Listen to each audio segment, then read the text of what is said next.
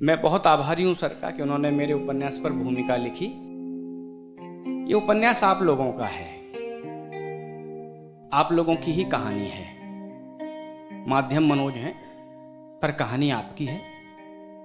आप लोग जो अपने घर परिवार से दूर मुखर्जी नगर, नेहरू विहार, गांधी विहार के छोटे छोटे 10 बाई 10 के कमरों में रहकर तपस्या कर रहे हैं, और आप ही नहीं इस देश में कई जगह जो बच्चे, जो स्टूडेंट तपस्या कर रहे हैं, पढ़ाई कर रहे हैं, ये उनकी कहानी है।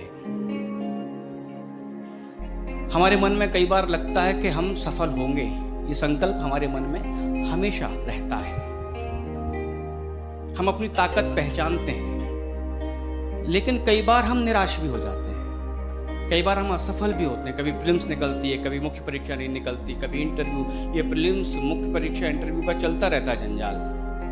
कभी सफलता, फिर असफलता।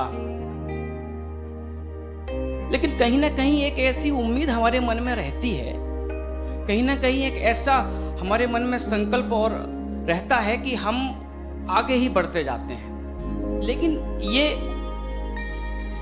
ये आपकी यात्रा पूर्ण वहां होती है जहां आप सफल हो जाते हैं। लेकिन इस असफलता से या इस संदेह से, जब हमें ये संदेह होता है कि क्या वास्तव में हम इस योग्य हैं कि हम सफल हो जाएंगे, क्या हमारे भीतर वह क्षमता है जो यहाँ बैठे इनमें है, मनोज में है, या श्रद्धा में है, या जो भी चयनित हुए हैं जो उनमें है,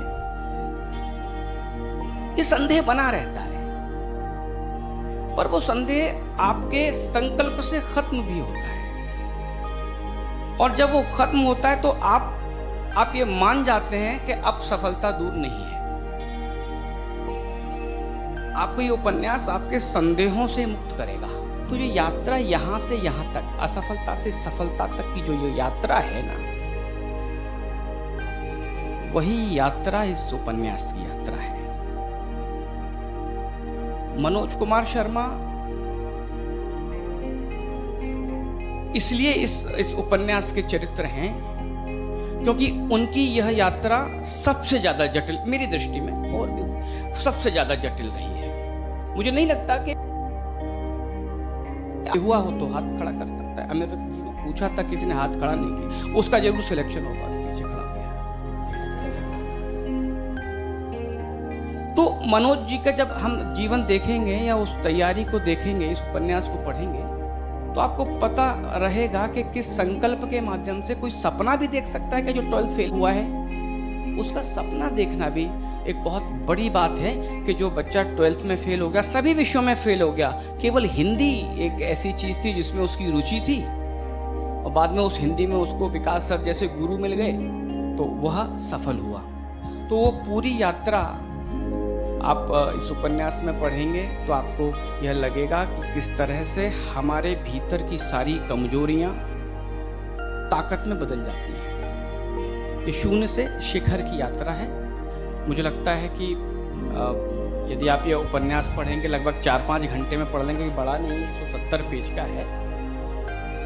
परंतु उसके बाद यदि आप अपने परीक्षा की तैयारी में कुछ भी सुधार महसूस कर सकें, यदि आपको ये लग सके कि इस उपन्यास को पढ़कर आपकी तैयारी की दिशा कुछ ठीक हुई है, आपके भीतर के संदेह कुछ कम हुए हैं, तो मुझे लगेगा कि मेरा लिखना सफल हुआ। बस एक और छोटी सी बात कह के मैं अपनी बात खत्म करूंगा। जो उम्र हमारी पढ़ाई करने की होती है, वही उम्र हमारी प्यार करने की भी हो जाती है।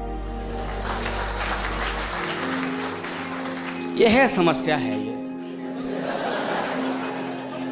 लेकिन ये आप पर निर्भर है कि आप उस प्रेम को अपनी शक्ति बनाते हैं, अपनी ताकत बनाते हैं, या कमजोरी बनाते हैं। उसको अपनी पैर की बेड़ी बनाते हैं या पंख बनाते हैं, है ना।